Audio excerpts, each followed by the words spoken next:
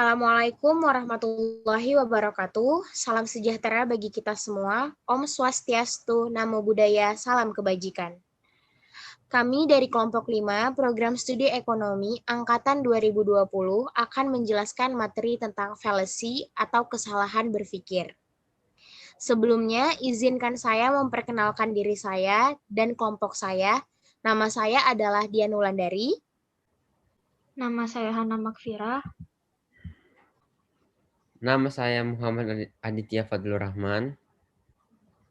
Nama saya Sekar Wandira. Dan nama saya Syifa Salsabila. Pertama-tama, saya akan menjelaskan apa itu kesalahan berpikir. Kesalahan berpikir adalah kekeliruan argumen yang tampak logis dan persuasif, tetapi setelah dianalisis lebih dalam, gagal untuk dibuktikan. Saya akan menjelaskan perbedaan antara fallacy dan mistakes. Mistakes merupakan kesalahan yang dilakukan secara tidak sengaja. Namun setelah tahu itu salah, hal itu berhenti untuk dilakukan. Namun fallacy merupakan kekeliruan, di mana melakukan kesalahan tersebut dapat berulang kali. Walaupun tahu itu salah, namun tetap dilakukan. Jenis-jenis kesalahan berpikir akan dijelaskan oleh teman saya. Untuk Sekar, dipersilahkan. Terima kasih. Sebelumnya kita tahu kan bahwa fallacy adalah pendapat yang salah namun tampak logis atau make sense. Dan kesalahan berpikir tersebut mempunyai beberapa jenis-jenis. Salah satunya yaitu appeal to the authority. Appeal to the authority adalah menggunakan pendapat seseorang yang dianggap ahli atau berkuasa sebagai landasan untuk argumen. Atau bisa juga ketika orang terkenal membuat suatu pernyataan, maka pernyataan tersebut dianggap benar. Dan berikut saya berikan contoh untuk appeal to the authority. So on November 4th, get out and vote. No, say don't vote. Don't vote. Wait a second, you want me to say don't vote? I'm sorry, what am I supposed to say? Don't vote. That doesn't make any sense. You want people to vote, right? Just say don't vote. It's going somewhere. I don't get it, man. Listen, Scarlett, just say don't vote. Don't vote? On November 4th, get out and don't vote. Because It's part of the big picture. Tommy Cruise say don't vote? On November 4th. Now make sure you go out and vote. Cut! No. It's on November 4th. Don't vote. Don't vote. Don't vote.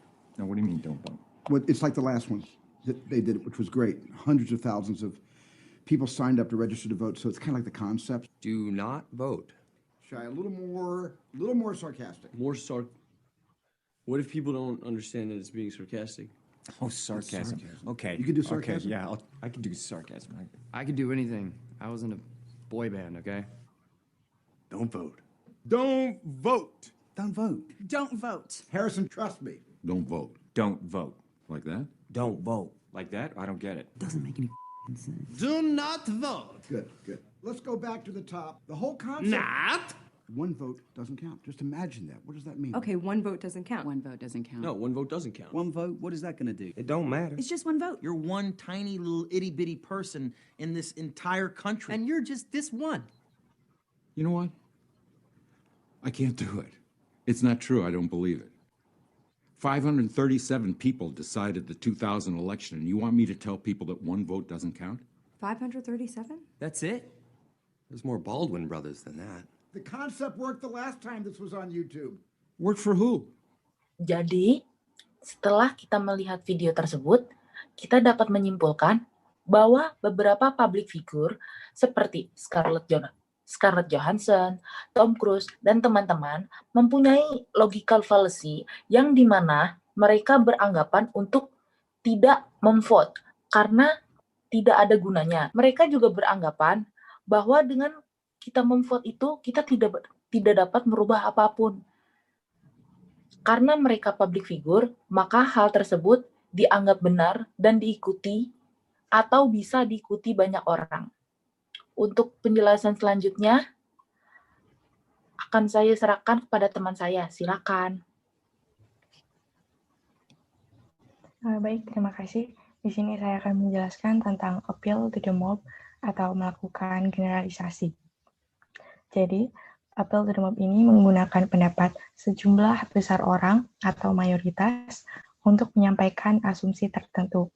Nah, ini biasa digunakan dalam iklan suatu produk atau tagline.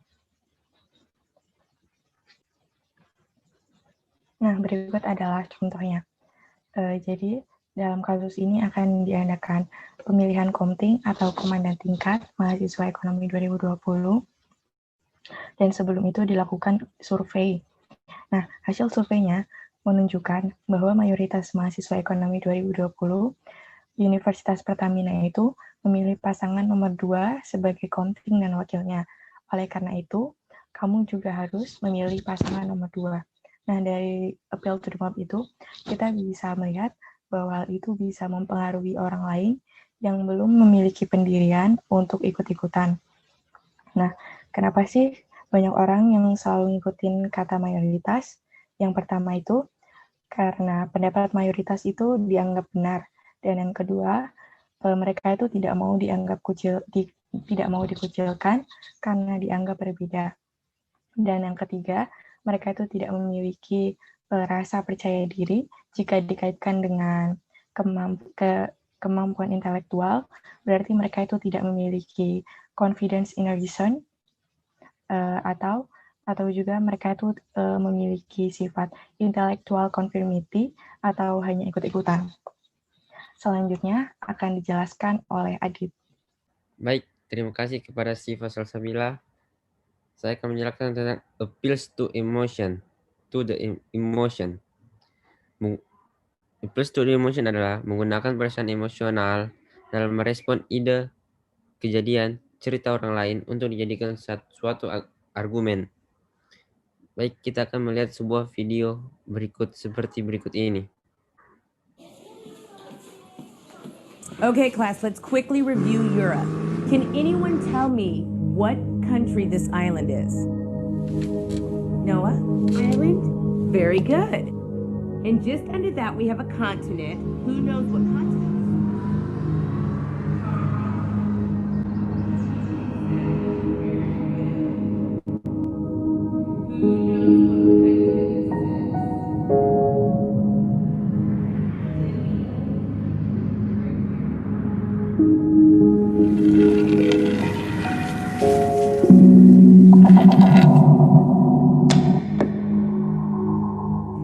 William, can you tell us what's so interesting out the window? Okay, pay attention this time, okay?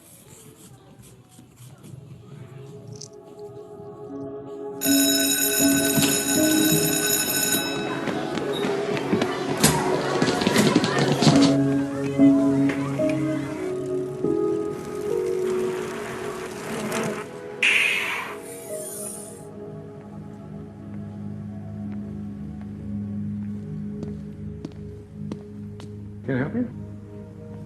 Yeah, do you have the new 911? Yeah, it's right over here.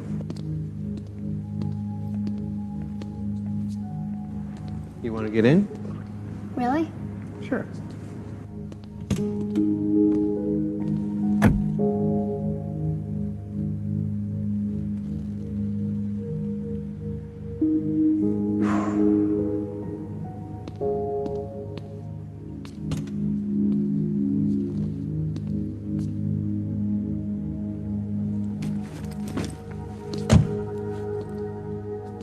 Do you have a business card?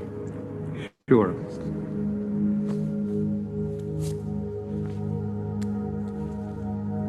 Thanks. I'll see you in about 20 years.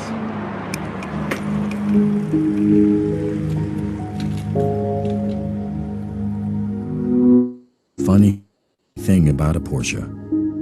There's the moment you know you want one. There's the moment you first own one.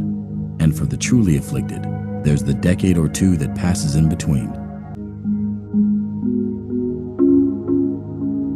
Porsche. There is no substitute.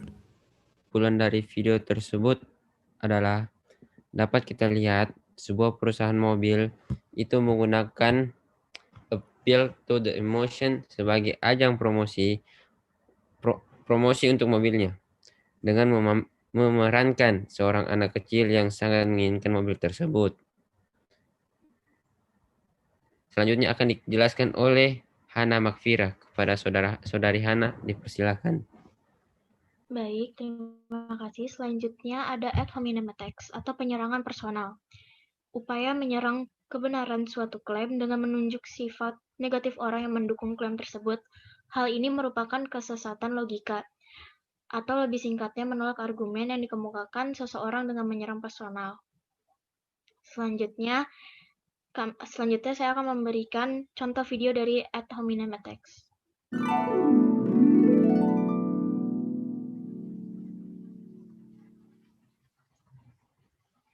The next one I would like to raise is the ad hominem fallacy. This is where someone attacks the person who is making the argument as opposed to the argument itself. Ad hominem fallacies try to disprove an argument by focusing on the character of the person. I think God's existence is necessary based on the concept of a perfect being. No, you're wrong. You're just a Bible-bashing Christian who cannot fit into a modern world. Insulting a person's character does not mean their arguments are invalid, and we should only focus on the arguments raised rather than who is saying them. Interesting. Baik, dari video tersebut dapat kita lihat ada dua orang sedang beradu argumen perihal keberadaan Tuhan.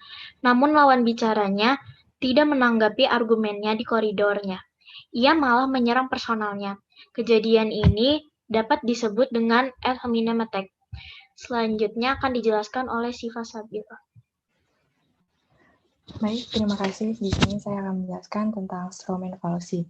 Jadi, strawman fallacy ini adalah membuat asumsi yang salah, di mana kita menyalahartikan argumen orang lain untuk membantahnya. Dan karena salah arti dari argumen tersebut, seseorang dijadikan boneka. Nah, di sini terdapat dua orang pria. Kita sebut saja A dan B. A mengatakan bahwa pengadilan tak bisa sewenang-wenang memutuskan hukuman. Bukti dan saksi harus disiapkan selengkap mungkin untuk menghindari kecacatan hukum.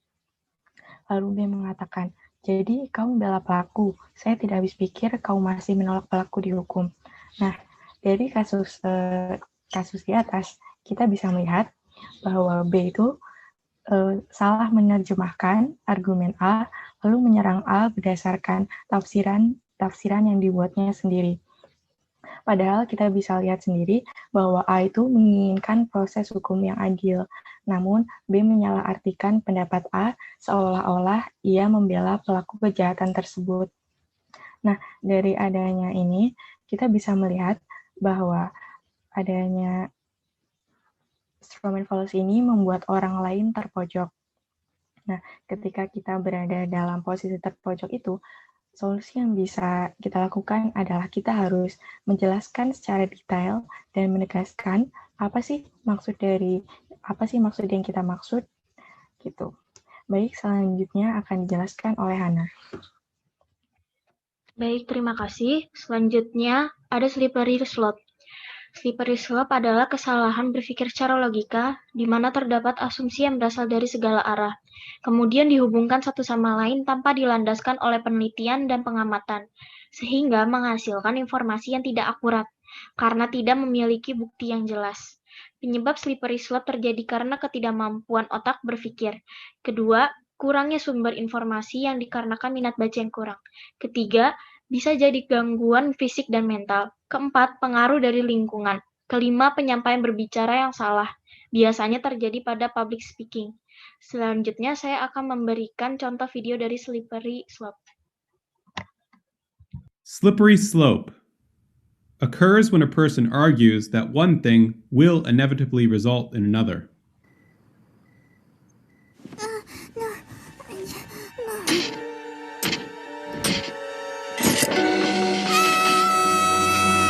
Come join us, Lisa. It's so cool. You get to stay up all night drinking blood. And if you say you're a vampire, you get a free small soda at the movies. No! No! Lisa, it's not like you have a choice here.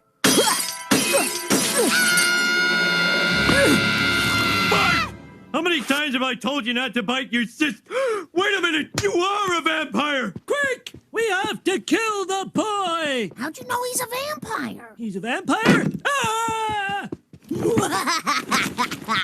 Homer, we gotta do something. Today he's drinking people's blood. Tomorrow he could be smoking.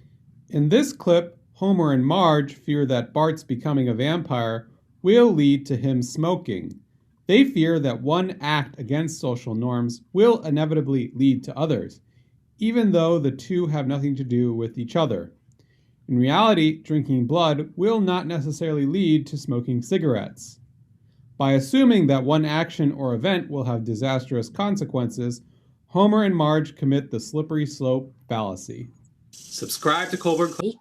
Dari video tersebut, kita dapat melihat bahwa suatu anak laki-laki sedang terkena masalah, dan anak laki-laki tersebut mengajak adiknya untuk terjerumus ke dalamnya. Namun, si ibu melihat hal tersebut malah mengaitkan dengan masalah lainnya yang padahal tidak berhubungan. Dan hal tersebut disebut dengan slippery slope. Untuk selanjutnya akan dijelaskan oleh Dian. Silakan. Terima kasih, Sekar. Di sini saya akan menjelaskan tentang bagaimana kita menghindari kesalahan berpikir atau yang kita sebut dengan fallacy. Yang pertama yang harus kita lakukan untuk menghindari kesalahan berpikir adalah berpikir kritis terhadap setiap argumen. Tidak memaksakan kehendak bahwa orang harus sependapat dengan diri kita. Tidak mencari kesalahan orang lain, lalu mau mendengarkan argumen berdasarkan sudut pandang orang lain. Dan yang terakhir, ketika ingin menyampaikan pendapat, pastikan setiap kata dan makna memiliki makna yang tegas dan jelas. Atau argumen kita dengan situasi yang kita hadapi harus relevan. Sekian dari kelompok 5. Mohon maaf bila ada kesalahan. Wabillahi taufiq walhidayah. Wassalamualaikum warahmatullahi wabarakatuh.